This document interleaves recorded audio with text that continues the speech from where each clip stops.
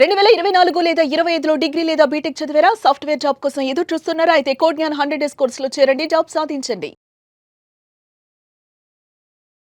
Welcome to Suman TV. నేను మీ Suman TV. Credit కార్డ్ని యూసేజ్ చేసేటప్పుడు ఎలాంటి జాగ్రత్తలు పాటించాలి? లేదంటే మనం లోన్ కట్టుకునేటువంటి పరిస్థితిలోకి వెళ్ళిపోతూ ఉంటాము. అంటే వాళ్ళు ఎలా పడితే అలాగా మనల్ని టెంప్ట్ చేయడానికి రెడీగా ఉంటారు. బట్ వాటిని తప్పించుకొని మనం ఎలా ఉపయోగించుకుంటే మన జీవితంలో క్రెడిట్ కార్డ్ త్రూ కూడా మనం సక్సెస్ అవ్వచ్చు అనేటువంటిది ఈరోజు మనతో పాటు లాబిశెట్టి మహేష్ గారు ఉన్నారు. వారి మాటలు తెలుసుకుందాం. Hello sir. హలో అండి. సార్, క్రెడిట్ కార్డ్ యూసేజ్ అసలు ఏ విధంగా ఉండాలి? అంటే ఎలా ఉపయోగిస్తే క్రెడిట్ కార్డ్ మనకు ఉపయోగపడుతుంది? ఈరోజు గమనిస్తే నాగరాజు గారు, చాలామంది మిడిల్ క్లాస్ ఫ్యామిలీస్ అప్పుల్లోకి వెళ్ళడానికి ప్రధానమైనటువంటి కారణం క్రెడిట్ కార్డ్ యొక్క హై యూసేజ్.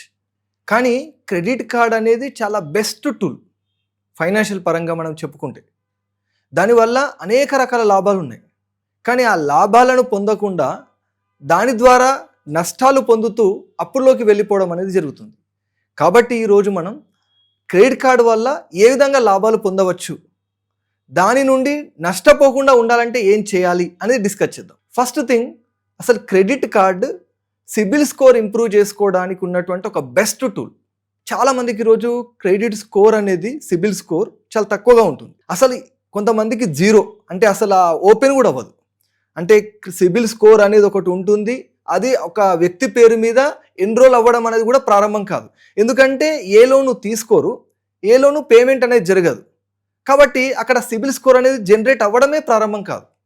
అలాంటి వారికి హోమ్ లోన్ తీసుకోవాలంటే సిబిల్ స్కోర్ కంపల్సరీ. కాబట్టి అలాంటి వ్యక్తులు ఏం చేయాలి? క్రెడిట్ కార్డు ద్వారా తమ యొక్క డైలీ ఎక్స్పెన్సెస్ ఏవైతే ఉంటాయో క్రెడిట్ కార్డు ద్వారా పర్చేజ్ చేయాలి. మళ్ళీ 30 to 40 days due date bill ఉంటుంది కదండి, జనరేట్ అయ్యాక అంత లోపు మనం పే చేసేయాలి. ఇలా ఒక 6 months చేసామనుకోండి, ఆటోమేటిక్గా సిబిల్ స్కోర్ జనరేట్ అవ్వడం ప్రారంభమవుతుంది. ఒక గుడ్ సిబిల్ స్కోర్ అనేది మనకు కనబడుతుంది. ఎప్పుడు క్రెడిట్ కార్డు మనం యూజ్ చేయాలి? మన అకౌంట్లో ఎంతైతే బ్యాలెన్స్ ఉంటుందో అంతవరకు మాత్రమే మనం క్రెడిట్ కార్డ్ అనేది యూసేజ్ చేయాలి. కానీ చాలామంది చేసే మిస్టేక్ ఏంటి? అమౌంట్ లేనప్పుడు షాపింగ్ కొరకు, ఫెస్టివల్స్లో క్లాతింగ్ చేయడానికి, ఫెస్టివల్ షాపింగ్ కొరకు, బయట అవుటింగ్ ఫుడ్ తినడానికి, ఇలా తమ యొక్క స్తోమతకు మించి డబ్బు అవసరమైనప్పుడు క్రెడిట్ కార్డ్ అనేది యూజ్ చేస్తున్నారు.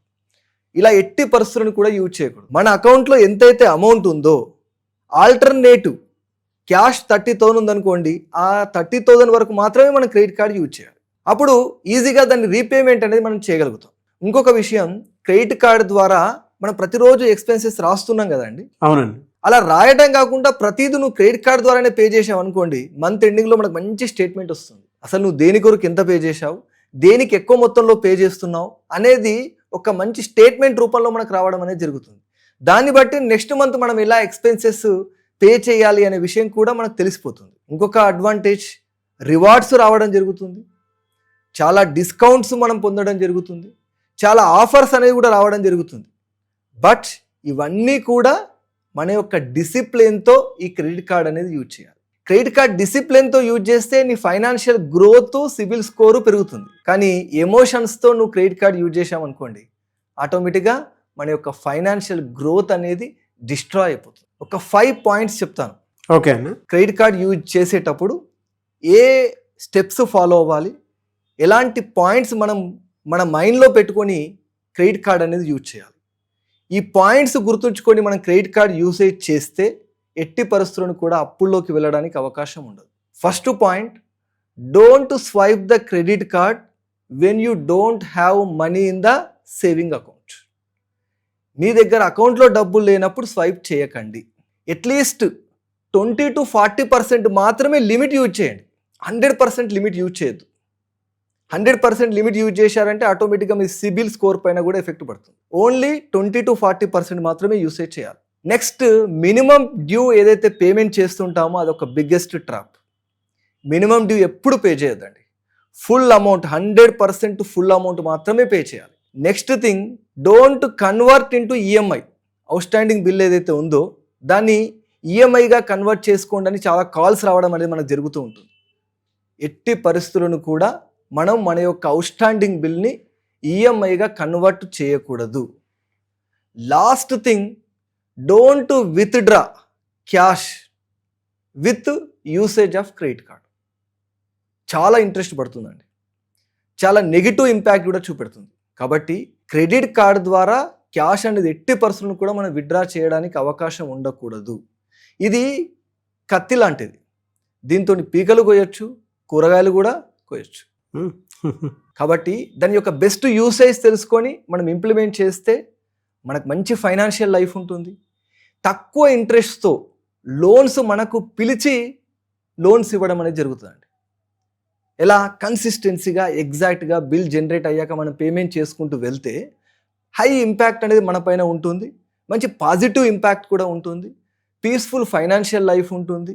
అదేవిధంగా తక్కువ ఇంట్రెస్ట్కి లోన్ దొరకడానికి కూడా అవకాశం ఉంటుంది, సిబిల్ స్కోర్ కూడా పెరుగుతుంది. ఇప్పుడు దాన్ని ఈఎంఐ కింద కనుక మనం కన్వర్ట్ చేస్తే వచ్చేటువంటి నష్టం ఏంటి సార్? అంటే సిబిల్ స్కోర్ పడిపోతానా, లేదంటే ఎలాగా? High interest rate. High interest rate. Okay. Interest rate అనేది మనం ఎక్కువ పే చేయాల్సి వస్తుంది. ఆటోమేటిక్గా మన మైండ్ సెట్లో కూడా ఎలా తయారవుతుందంటే డబ్బులు లేకున్నా మనం కొనుగోలు చేయొచ్చు, వాటిని 20,000 రూపాయల్లో మనం పే చేసుకుంటూ వెళ్ళొచ్చు. ఈరోజు ఒక 20,000 రూపీస్ ఈఎంఐగా కన్వర్ట్ చేసుకుంటాం. మళ్ళీ నెక్స్ట్ కూడా ఎక్కడైనా మనకు ఒక మంచి ప్రోడక్ట్ కనిపించినా, ఆన్లైన్ పర్చేస్ చేసేటప్పుడు ఒక ఏదైనా ఒక ఆఫర్లో ఉంది అని చెప్పేసి కనిపిస్తే మనం ఏం చేస్తాం, డబ్బులు లేకున్నా మనం లాస్ట్ టైం కొన్నాము, ఇప్పుడు కూడా డబ్బులు లేకున్నా కొనుగోలు చేయొచ్చు. ఈ మైండ్ సెట్ అనేది బిల్డ్ అవుతుంది. ఎప్పుడైతే ఈ మైండ్ సెట్ తయారైపోతుందో చివరికి మన డెట్ లోడెడ్ లైఫ్ తయారవ్వడానికి అవకాశం ఉంటుంది. నాకు చాలా బాగా నచ్చాయండి పాయింట్స్ అయితే. అంటే అందరూ అనుకుంటూ ఉంటారు కానీ ఎలా యూస్ చేయాలి అని. బట్ ఆ లాంగ్ టర్మ్లో దీనికి సంబంధించినటువంటి మనకి బెనిఫిట్స్ వచ్చేటువంటి పాయింట్సే చాలా ఎక్కువ చెప్పారు మీరు. ఆ 5 పాయింట్స్ చెప్పినా కూడా అంటే మనల్ని మనం ఏ విధంగా దెబ్బతినకుండా ఎలా ఉపయోగించుకోవాలి, అంటే క్రెడిట్ కార్డ్ మనకు ఉపయోగపడేలా ఉండాలి కానీ అది మనకు ఉపయోగించుకునేలా ఉండకూడదు అనేటువంటి విషయం మాత్రం అర్థమైంది. అండ్ ఇలాంటి ఫినాన్షియల్ నాలెడ్జ్ కోసం అని చెప్పి మీ దగ్గర అపాయింట్మెంట్ తీసుకుందాం అనుకున్నటువంటి వాళ్ళు చాలామంది ఉన్నారు. అంటే ఎలా వెళ్ళాలి ఏంటి అనేటువంటి దాన్ని. సో మీ అపాయింట్మెంట్ తీసుకోవాలంటే ప్రాసెస్ ఏంటండి? చాలామంది earning good amount of money, కానీ ఈ చిన్న చిన్న మిస్టేక్స్ చేయడం వల్ల వాళ్ళు అప్పుల్లోకి వెళ్ళిపోతున్నారు. అలాంటి నాలెడ్జ్ తెలుసుకోవాలి, నేను ఇంకా మిస్టేక్స్ చేయొద్దు అనుకునే వాళ్ళందరికీ కూడా స్క్రీన్ పై ఉన్నటువంటి నంబర్ కాల్ చేసి నా అపాయింట్మెంట్ తీసుకోవచ్చు. Thank you so much Mahesh గారు. థ్యాంక్ యూ అండి. చూసారు కదా ఈ వీడియోపై మీ అభిప్రాయాన్ని కమెంట్ బాక్స్లో పోస్ట్ చేయండి. ముఖ్యంగా మీరు కనుక లాబిశెట్టి మహేష్ గారిది కాంటాక్ట్ నెంబర్ స్క్రీన్ మీద మీకు కనిపిస్తుంది. అపాయింట్మెంట్ తీసుకొని ఫినాన్షియల్ అవేర్నెస్కి సంబంధించినటువంటిది, అంటే మీరు కనుక అప్పుల్లో ఉంటే దాన్ని దాని నుంచి ఏ విధంగా బయటపడాలి అనేటువంటి విషయాల మీద మీరు అవగాహన పెంచుకొని, అండ్ మీకు ఏదైనా డౌట్స్ ఉంటే సలహాలు సూచనల కోసం సంప్రదించాలనుకుంటే స్క్రీన్ మీద కనిపిస్తున్న నెంబర్కి సంప్రదించండి. ఈ వీడియో లైక్ చేయండి, షేర్ మాత్రం తప్పకుండా చేయండి. ఇలాంటి మరిన్ని వీడియోస్ కోసం మా ఛానల్ ఫాలో అవ్వండి. Thank you.